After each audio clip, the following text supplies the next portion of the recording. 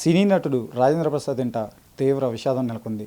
ఆయన కుమార్తె గాయత్రి 38 ఏళ్ల వయసులో కార్డియాక్ అరెస్టుతో తాజాగా ఆమె మృతి చెందారు. అసలు నిజంగా ఈ మధ్యకాలంలో చూసుకుంటే గుండెపోటు కానీ లేదంటే కార్డియాక్ అరెస్టు, హార్ట్ అటాక్ ఇట్లాంటివన్నీ వయసుతో సంబంధం లేకుండా వస్తూ ఉన్నాయి. అందుకు గల కారణాలు ఏంటి? ప్రస్తుతం మనతో డాక్టర్ విజయభాస్కర్ ఉన్నారు. సార్ని అడిగి మరిన్ని విషయాలు తెలుసుకుందాం. అసలు నిజంగా గుండెపోటు ఎందుకు వస్తుంది, గుండెపోటు అంటారు లేకపోతే కార్డియాక్ అరెస్ట్ అంటారు, ఈ వ్యత్యాసాలు కూడా తెలుసుకుందాం. సార్ని అడిగి మరిన్ని విషయాలు తెలుసుకుందాం. ప్రస్తుతం మన ముందు సార్ ఉన్నారు. సార్ని అడుగుదాం. సార్ నమస్తే సార్. మీరు చూసే ఉంటారు, సినీ నటుడు హీరో రాజేంద్ర ప్రసాద్ వాళ్ళ కూతురు కార్డియాక్ అరెస్ట్తో మరణించారు. ఆమె ఏజ్ కూడా చూసుకుంటే 38, పైగా ఆమె న్యూట్రిషనిస్ట్ అంట. సో అసలు అంటే ఇంత తక్కువ ఏజ్లో ఈ కార్డియాక్ అరెస్ట్ కానీ హార్ట్ అటాక్ అని వస్తాయంటారా, దట్టు లేడీస్కి? బిఫోర్ కోవిడ్, ఆఫ్టర్ కోవిడ్ మనం చాలా వ్యత్యాసం చూస్తున్నామండి. ఆఫ్టర్ కోవిడ్ చాలామందికి ఈ యొక్క హార్ట్ అటాక్స్ అనేది ఎక్కువ యంగ్ పీపుల్, 13 years old అమ్మాయి నుంచి మొదలెడితే ఈవెన్ మంచిగా జిమ్ చేసే ఎంతోమంది హీరోలు, అలాగే మినిస్టర్స్, వీళ్ళు కూడా హార్ట్ అటాక్ అంటే కార్డియాక్ అరెస్ట్కు లోనే చనిపోయినట్టు కనబడుతుంది. సో మనం కార్డియాక్ స్ట్రోకు, కార్డియాక్ అరెస్ట్ రెండింటికి డిఫరెన్స్ ఉందండి. కార్డియాక్ స్ట్రోక్ అంటే గుండెపోటు, అంటే గుండెపోటు మనకు కొంత సమయం ఇస్తుంది. దానివల్ల ఛాతీలో నొప్పి రావడము, గుండె దడనిపించడము, ఒక సైడ్ నొప్పి రావడం లాంటివి, చేతిలోకి నొప్పి రావడం, కొంత కింద పడిపోవడం లాంటి సమయాన్ని ఇస్తుంది. అదే కార్డియాక్ అరెస్ట్ అయితే మొత్తము బ్రెయిన్, హార్ట్, లంగ్ 3 ఒకేసారి సీజ్ అయిపోతాయి. అంటే పర్సన్ ఎలా అయిపోతాడంటే గుండె పనిచేయదు, లంగ్స్ పనిచేయవు, ఇటు మెదడు కాన్షియస్నెస్ ఉండదు.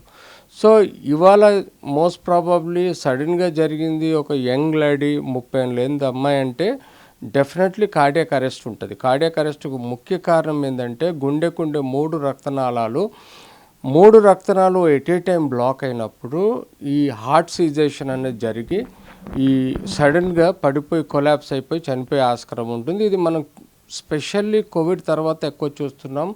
మోస్ట్ ప్రాబబ్లీ కోవిడ్ ఇన్ఫెక్షన్ వలన ఒక కారణం కావచ్చు, లేదంటే డే టు డే వాళ్ళకు ఉండే కొలెస్ట్రాల్ హై లెవెల్స్ కావచ్చు, లేకపోతే పర్సనల్ అలవాట్లు. అంటే ఒక లేడీ స్మోకింగ్, ఆల్కహాల్ లేకున్నా కార్బోహైడ్రేట్ ఫుడ్ ఎక్కువ తీసుకొని డయాబెటిక్ ఉండి, హైపర్ టెన్షన్ ఉండి ప్రాబ్లమ్స్ ఉండొచ్చు.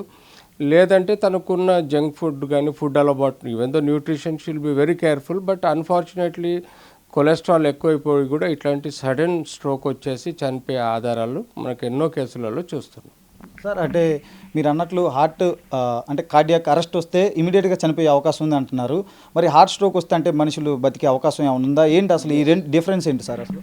సో కార్డియాక్ స్ట్రోక్ అన్నది అంటే హార్ట్ స్ట్రోక్, గుండెపోటు, ఇది వచ్చినప్పుడు మనకు సమయాన్ని ఇస్తుందండి. అంటే ఆ వ్యక్తి చెప్పుకునే ఆస్కారం ఉంటుంది. నాకు ఛాతీలో బరువు అనిపిస్తుంది, నొప్పి అనిపిస్తుంది, భయాందోళనగా ఉంది, అంతేకాకుండా లెఫ్ట్ సైడ్ నొప్పి వస్తుంది, ఇటు దవడపై సైడ్ నొప్పి వస్తుందని చెప్తారు. చెప్పి కొంత టైం ఇస్తారు. ఈ లోపల మనం వారిని ఇమ్మీడియట్లీ కేర్ తీసుకొని వారికి ఎమర్జెన్సీ డ్రగ్స్, రక్తం పల్చను అంటే ఎక్కడైతే రక్తనాళాన్ని పల్చన చేసే ఇంజెక్షన్స్ ఇవ్వటం వలన రికవర్ అవుతారు. అందులో కేవలం 1-2 రక్తనాళాలు బ్లాక్ అవటం వలన 3వ రక్తనాళం కానీ 2వ రక్తనాళం కానీ ఆ కండరాలకు రక్త ప్రసారం చేసి గుండెను కొట్టుకునే విధంగానే ఉంటుంది, కానీ నొప్పి వస్తుంది. దాన్ని అంజైనా అంటాము. సో ఈ అంజైనా వచ్చినప్పుడు మనం ఇమ్మీడియట్లీ అబ్జర్వ్ చేసి ఒక ఈసీజీ కానీ ఒక 2D కానీ చేసి, ఆర్ ఇఫ్ నెససరీ యాంజియోగ్రామ్ చేసి ఆ బ్లాక్ ఉన్న వెజల్ని ఇమ్మీడియట్లీ ఫ్రీగా చేయొచ్చు. ఇదర్ ఇంజెక్షన్స్ ద్వారా చేయొచ్చు, లేదంటే యాంజియోప్లాస్టీ ద్వారా ఆ బ్లాక్ అయిన రక్తనాళాన్ని ఫ్రీ చేయొచ్చు.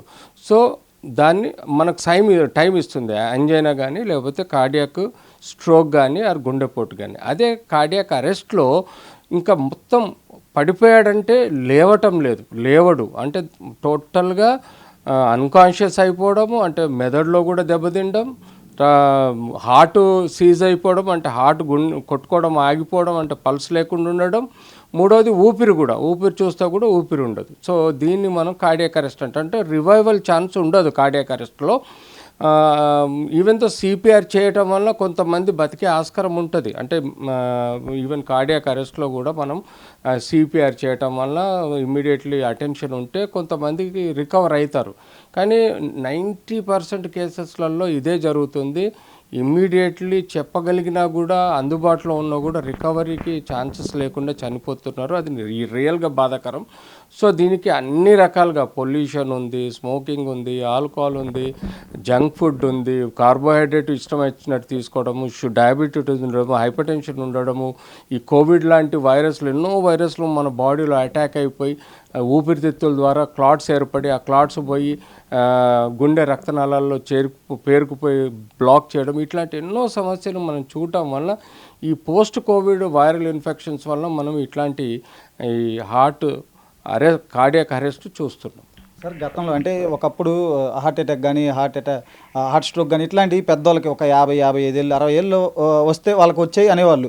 మనం గత ఒక 4-5 ఏళ్ళుగా చూసుకుంటే 35 ఏళ్ళు 40 ఏళ్ళు 45 ఏళ్ల లోపు అంటే 25 నుంచి 30 35 40 ఏళ్ల లోపు కూడా వస్తున్న పరిస్థితులు ఉన్నాయి. ఎందుకు అంటే ఈ మధ్య వయస్కులకు కూడా ఎందుకు వస్తున్నట్లు? One of the most important ఒకటి పొల్యూషన్ అండి, రెండోది ఆహారపు అలవాట్లు, మూడోది ఆల్కహాల్ స్మోకింగ్, నాలుగోది స్ట్రెస్, ఐదోది కార్డియాక్ డిసీజెస్. కార్డియాక్ అంటే ఎగ్జిస్టింగ్ ఓల్డ్ కార్డియాక్ డిసీజెస్, ఇలా మనం చెప్పుకుంటూ పోవచ్చు. సో ఇన్ఫెక్షన్స్ కూడా వన్ ఆఫ్ ద కారణం. ఇన్ఫెక్షన్ తోటి కూడా మన కార్డియాక్ ప్రాబ్లమ్స్ వస్తున్నాయి.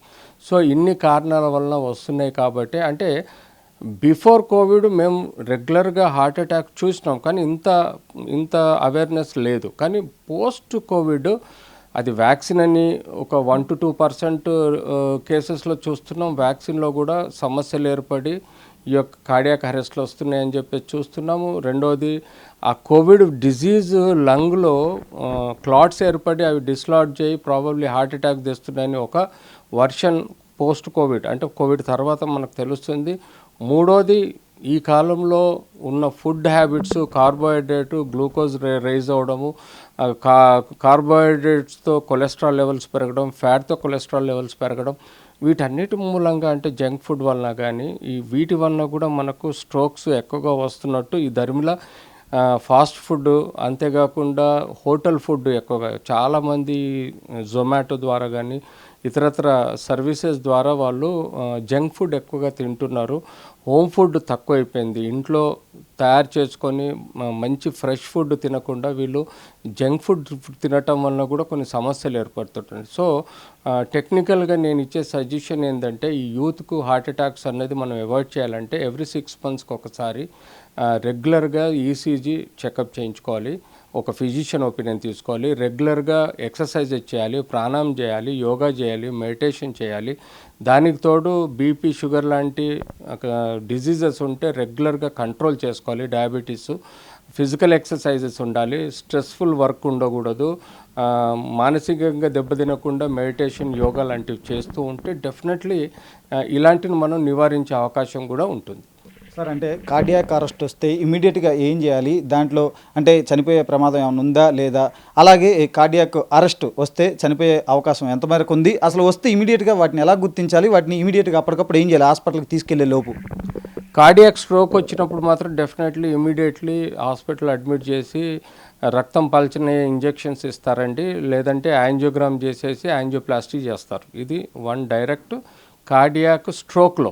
అదే కార్డియాక్ అరెస్ట్లో ఇమ్మీడియట్లీ వారికి చేయాల్సింది ఏంటంటే కార్డియోపల్మనరీ రీసస్టేషన్, అంటే గుండె ఊపిరితిత్తులు స్టిమ్యులేషన్ ఇచ్చి వాటిని మళ్ళీ పనిచేసే విధంగా చేసేదే కార్డియోపల్మనరీ రీసస్టేషన్ అంటాం. అది గోల్డెన్ మినిట్స్ ఉంటుందండి. 3 minutesలో బ్రెయిన్కు రికవరీ అయ్యే ఆస్కారం ఉంటుంది, ఈ 6 to 10 minutesలో హార్ట్, లంగ్ రికవర్ చేసే ఆస్కారం ఉంటుంది. వితిన్ 3 minutesలో మనము హార్ట్ పనిచేయడం మొదలెడితే రక్త ప్రసారం మొదలై బ్రెయిన్కు రక్తం అందగలిగితే బ్రెయిన్ డెడ్ కాకుండా కాపాడుకోవచ్చు. వితిన్ 6-7 minutesలో అతను కాన్షియస్ స్ట్రోక్ వచ్చింది, పల్స్ లేదు, లంగ్ రెస్పిరేషన్ లేకపోతే వారికి సిపిఆర్ చేయటం వల్ల ఇటు 130 సార్లు కంప్రెషను చేతి ద్వారా ఇవ్వడము, 30 సార్లు మనము దీని ద్వారా ఇవ్వడం అంటే ఊపిరి ఇవ్వడం, ఇలాంటివి చేయగలిగితే మనం డెఫినెట్లీ వారి యొక్క సిపిఆర్లో కాపాడగలుగుతాం. అంటే కార్డియాక్ అరెస్ట్ కేసెస్లో ఇమీడియట్లీ 108 వాళ్ళ హెల్ప్ కానీ కార్డియాక్ సెంటర్స్ కానీ తీసుకెళ్ళి ఫర్దర్ అంటే రీసస్టేషన్ చేసుకుంటూ తీసుకెళ్ళి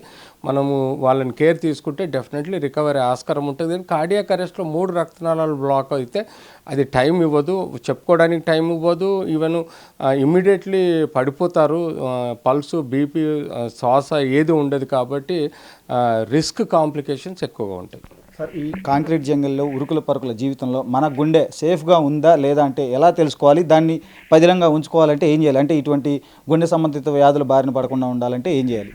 ఫస్ట్ ఫ్యామిలీ హిస్టరీ ఉన్న వాళ్ళల్లో తల్లిదండ్రులు, తాతలు, ముత్తాతల్లో హార్ట్ అటాక్ హిస్టరీ ఉంటే పిల్లలు కూడా రెగ్యులర్గా ఈసీజీ చెకప్ చేయించుకుంటూ ఒక ఫిజిషియన్ అండర్లో ట్రీట్మెంట్ ఉంటూ వాళ్ళు రెగ్యులర్గా బీపీ షుగర్లు ఉంటే బీపీ షుగర్లు కంట్రోల్ చేసుకుంటూ హార్ట్కు సంబంధించిన మందులు రెగ్యులర్గా వాడుతూ ప్రాణాయామం, యోగా, మెడిటేషన్తో పాటు ఫిజికల్ ఎక్సర్సైజ్ చేయడము, స్మోకింగ్ను, ఆల్కహాల్ నుంచి దూరంగా ఉండడం, డ్రగ్స్ నుంచి దూరంగా ఉండడం one of the most important. అది ఫ్యామిలీ హిస్టరీ. ఫ్యామిలీ హిస్టరీ లేని వాళ్ళల్లో కూడా ఈ మధ్య ఏజ్ ఆఫ్ 30-35లో బీపీ షుగర్లు వస్తున్నాయి కాబట్టి వాటిని కోమార్బిడ్ డిసీజెస్ని కంట్రోల్లో పెట్టుకోవడం, రెగ్యులర్గా ఫిజికల్ ఎక్సర్సైజ్, మెడిటేషన్, యోగా ఇవన్నీ చేస్తూ 6 నెలలు సంవత్సరానికి ఒకసారి ఈసీజీ తీసుకుంటూ కార్డియాక్ చెకప్ చేయించుకుంటూ జాగ్రత్తలు ఉండాలి. మనకు ఎక్కువగా హార్ట్ అటాక్ రావడానికి కొలెస్ట్రాలే మెయిన్ కారణం కాబట్టి ఫ్యాట్ ఫ్రీ డైట్ కానీ లేకపోతే కార్బోహైడ్రేట్ లెస్ ఉన్న డైట్ కానీ తీసుకుంటూ మనకు డయాబెటీస్, హైపర్ టెన్షన్ రాకుండా కాపాడుకోవాలి. ఫిజికల్ ఎక్సర్సైజ్ చేయాలి, మెడిటేషన్, యోగా చేయాలి. తద్వారా మనని మనం కాపాడుకోవచ్చు. ఇలాంటి అన్ఎక్స్పెక్టెడ్ డెత్స్ కూడా నివారించవచ్చు. సార్, ఇది డాక్టర్ విజయభాస్కర్ సార్ అయితే చెప్తున్నది. ఖచ్చితంగా డాక్టర్ చెప్పిన సలహాలు, సూచనలు పాటిస్తూ మీ గుండెని ఎప్పటికప్పుడు సేఫ్గా ఉంచుకోవచ్చు. కెమెరామెన్ అభితో మణిశంకర్, పల్లవి టీవీ, హైదరాబాద్.